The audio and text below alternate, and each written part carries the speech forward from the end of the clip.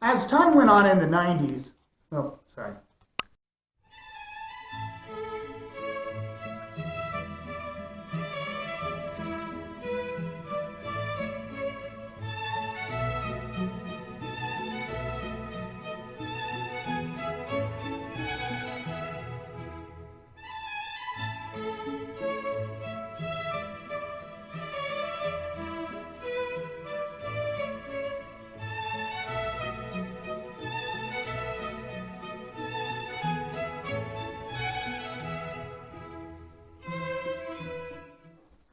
Hi everyone, how you doing today? This is a very special episode of Trailer Class as Hasbro is re-releasing the HeroQuest board game. And so what we have done is we're going to wax nostalgic today on our old HeroQuest board game and the contents and memories that lie inside.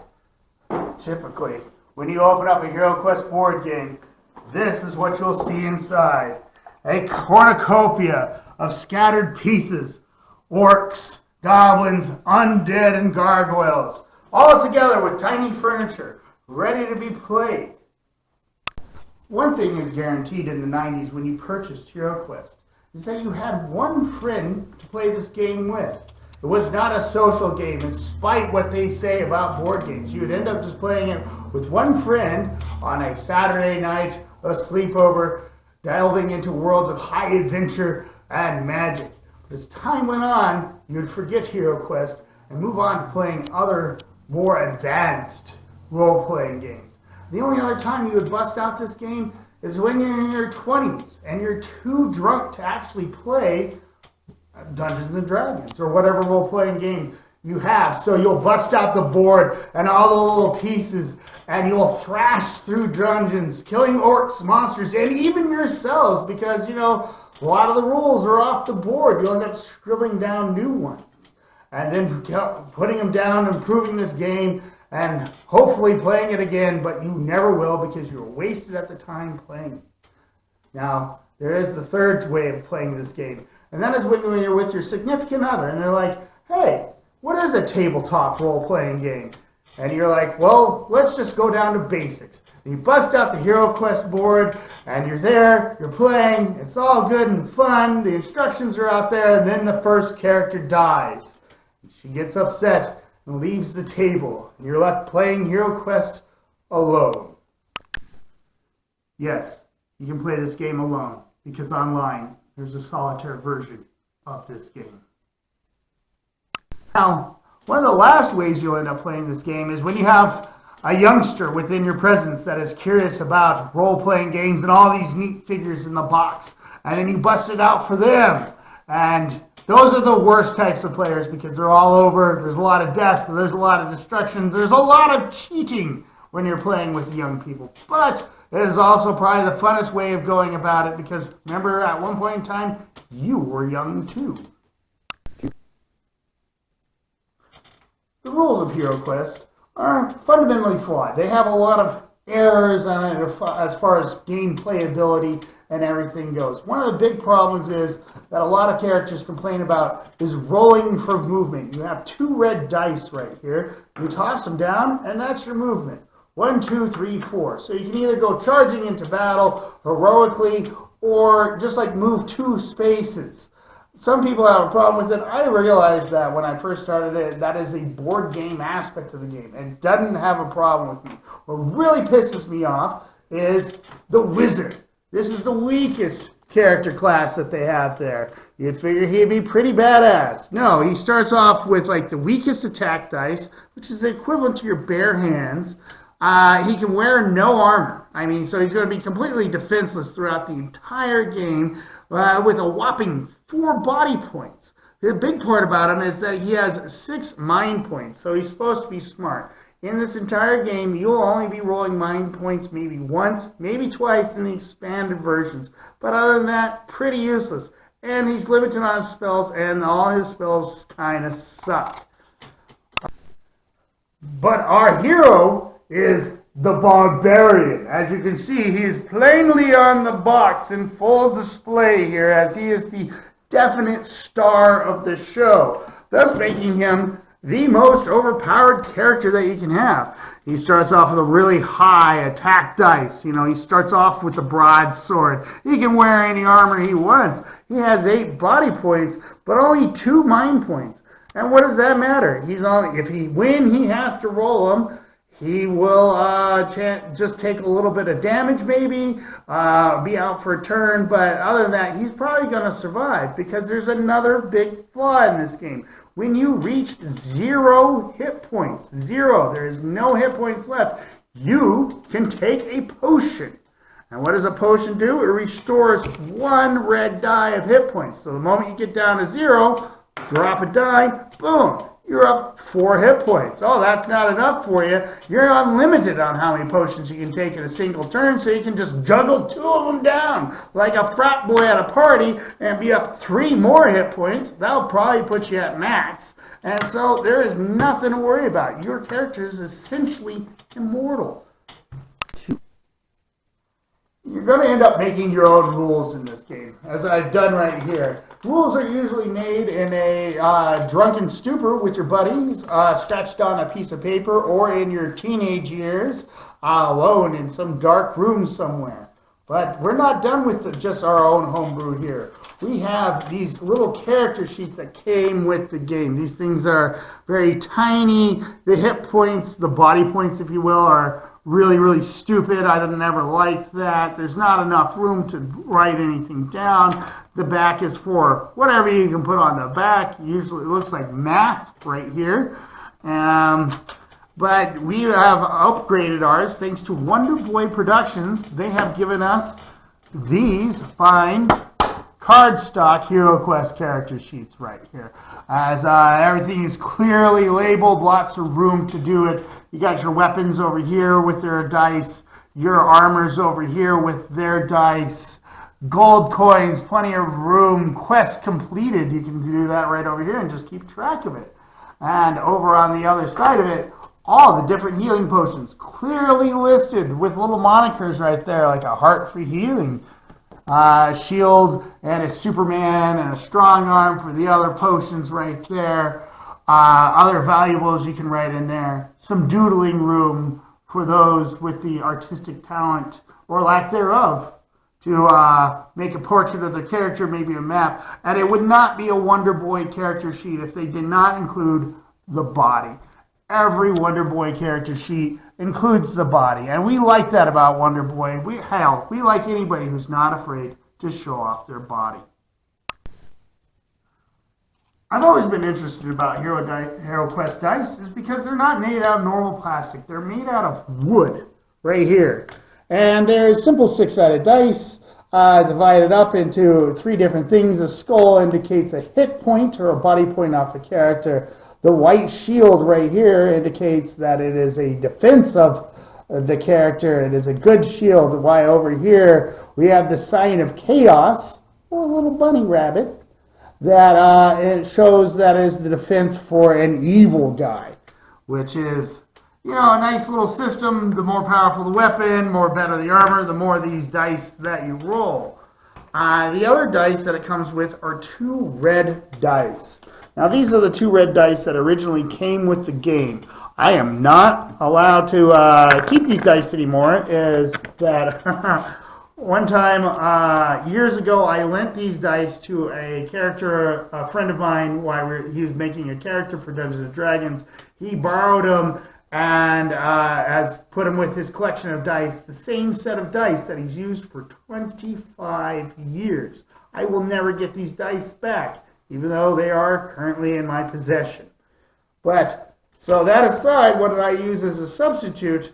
I used these Lord of the Rings dice right here that I got from some Middle-earth card game I don't even remember anymore. The ones are Eyes of Sauron, which I always thought were cool, so when I'm Zargon in this game, these are the dice that I use. But hey, this is not available for everybody. So where can you get 2 red dice like this? That's easy. Take it out of your Risk board. Every Risk board has 2 red dice in there. So just grab those guys out of it, and there you are. You have 2 red dice, because the instructions specifically note that you have to use 2 red dice on certain rolls in this game. One time I was playing this game and I rolled 2 white dice and I succeeded at the roll. And the guy my opponent clearly pointed out that they must be 2 red dice. So keep that in mind while you're playing this game. And thank you very much, Jonathan, for reminding me of that critical rule. HeroQuest figures are made out of the finest of cheap plastic. And eventually, as time goes on playing this game, you'll find that the weapons, the arms, the legs, they all break off, leaving your figures looking something akin to a Civil War battlefield. But that doesn't take away from anything. So we can have a little skeleton right here. He's no longer an animated skeleton, but a creepy body that you come across. Or a little goblin right over here, missing an arm and his sword. This goblin right here has been in several D&D games as my goblin leader, the goblin chief, the guy in charge, the tougher one of the entire group, because there's nothing more frightening to me than a goblin that is hell-bent on killing you that has missing an arm and has a stumpy sword. I mean, this guy is, he's marked for death. He's got death in his eyes if he's that crazy to kill you with that type of handicap going on for him. So definitely it is something great to happen with these characters, is that when they do eventually fall apart, you just make them into something unique, all of their own. As time went on in the 90s, I eventually acquired pieces from other games, like these orcs and these dwarves right here. I got from a game called Fantasy Warriors. It was a big battle game, didn't have very good instructions, I didn't understand, but I loved the pieces, so I kept them and added them into my HeroQuest game. There was another game out there called Dark World, and they had some interesting pieces too, which I have plainly displayed right here. I don't remember Dark World. I don't remember playing it very much. It was a big, complex game, but what I did do was take the pieces and add it to HeroQuest. HeroQuest keenly introduces one of the most frustrating battle tactics throughout RPG history, and that is called blocking the door. It's simple. A monster gets at the door. There's another monster adjacent to him. The hero right here is at the door, he's attacking, and characters can freely move past a hero, but not move past a monster. So while this guy is attacking, no one else can attack or go into this room. You can't attack diagonally unless you have a special weapon, which costs a lot of gold. So you'll end up playing several games before you can even attempt to attack diagonally. You can't shoot past the guy blocking the door because he's much too tall. You can't cast a spell because, once again, he's much too tall. The best thing you can do is actually have the dwarf at the door to alleviate this problem. But then again, that's a very specific thing because it's usually just going to be the barbarian at the door taking it all up. Because what happens when the barbarian gets down to 0 hit points at the door? He just slams the healing potion. All your characters just sit there picking their nose waiting for something to do. The best part about HeroQuest was the furniture, because you spent all this time getting characters and everything ready to go, your own little monsters and characters, but you'd have this furniture, and it was great for designing dungeons. You'd take it and put it into other role-playing games for your taverns, castles, and towers, and it would be just great stuff, and it made you the envy of all your friends that role-played with you. But as time has gone by here, after 30 years of using these pieces, I've decided that it's time to retire them and get all new pieces. And so that is exactly what I did. So I bid you adieu, old HeroQuest pieces. These are the new pieces that I got from Thunder Snow Gaming off of eBay. It was a whole complete set of HeroQuest furniture for $35. Definitely worth it. Nice, tidy pieces. Great representation of what they have going on. And for an additional $20, you can get a set of HeroQuest doors. The only real flaw in these is that the potion table, which I don't have because it's wrapped up and everything, is really delicate, so you have to be careful with that. But speaking about stuff like that, is that these come with little hairs coming over, so you just take a stiff toothbrush and just wipe off all the little hairs there, So you can paint them, recreate them, or do what I do and just leave them stone gray. The doors, also from Thunder Snow Gaming, are pretty good. I like them.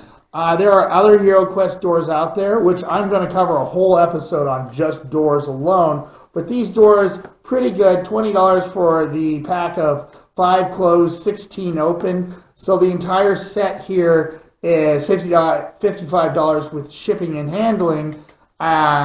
If I was him, I would sell the whole set for $50, but still, it would be a steal at $60.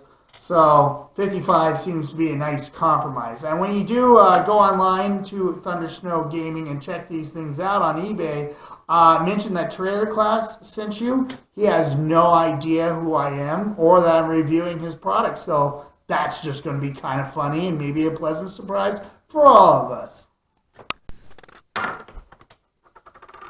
6. Excellent.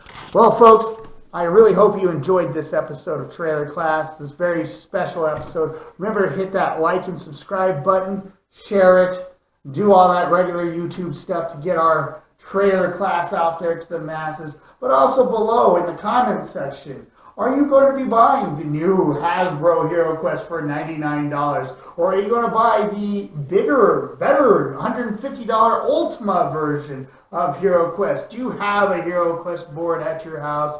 Does it look like garbage like mine? Or is it in mint condition? Do you have any memories of HeroQuest? Or anything dealing with HeroQuest? Frankly, or just call me an asshole. Just leave something on the comment section, and we'll be most happy and appreciative to hear from you. But this is the end of the episode today, folks. So let's go check up and see what Cousin Dave is up to.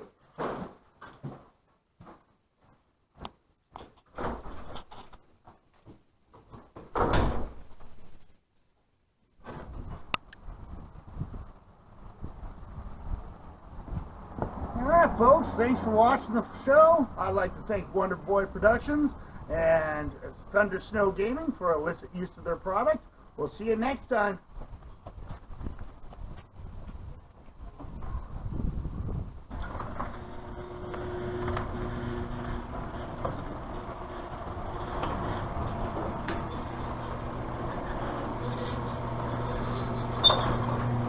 Howdy, y'all. Cousin Dave here. And for this here nerdy episode, we're going to show how to set up a map for one of these little character games what they and nerdies play. So this here is a bunch of maps that you can set up. Bought it in one of them there websites that you got where you got all kinds of crafty crap.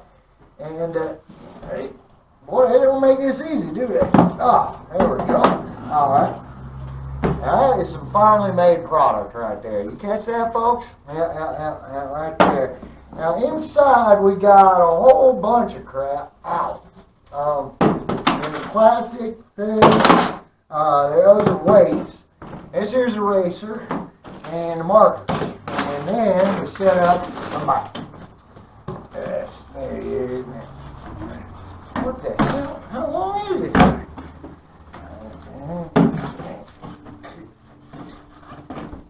There's one of them.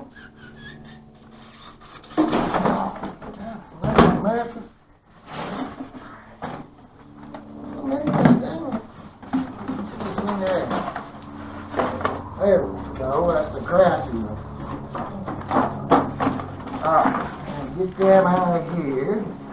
And these things got on the side, and that should keep it down. Good minimum of rolling. And more complicated than putting together IKEA furniture. God dang this son of a gun. And there we go. You get that right along there, and then that'll. No, that ain't gonna work. That's it. And get it on that side and around through. Yeah, there we go.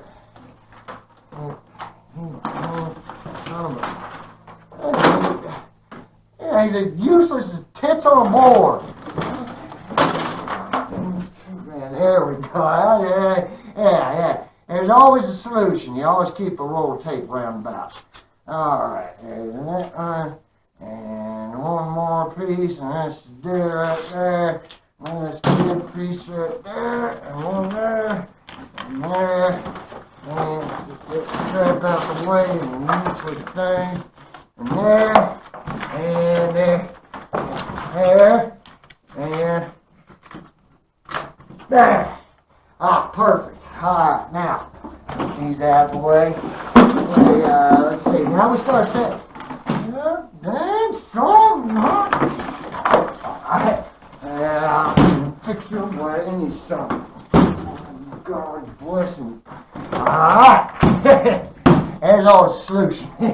Now, you set up your little pieces, just like so. These here walls and doors, and, you know, that's some real nice construction right there. That's some masonry is what that is. You put your doors where you want your little guys to walk in, and set that up there, and there, and one there. That's a corner piece. It's kind of like a puzzle, you know? And let's see here. We get some doors going on in here. Maybe one more little gate here. There we go. Then you get your little guys. And little guys, of course, they're going to be standing outside the door, getting ready to fight them, just like so. Carefully set them up, and then you got your little monstery guys in here to fight them. There we go, and then these guys are coming in, and there's a little fella. You know, you can find these little things. You don't have to spend a ton of money. You can get them for like a quarter 50 cents over at the dollar store. Got little eggs with little guys inside. You see? Isn't that easy? They don't have to spend a whole fortune on this crap. Alright, there you are. You can use that if you want it. And then the weight of the material should hold everything together. If I put one down there, it'll be...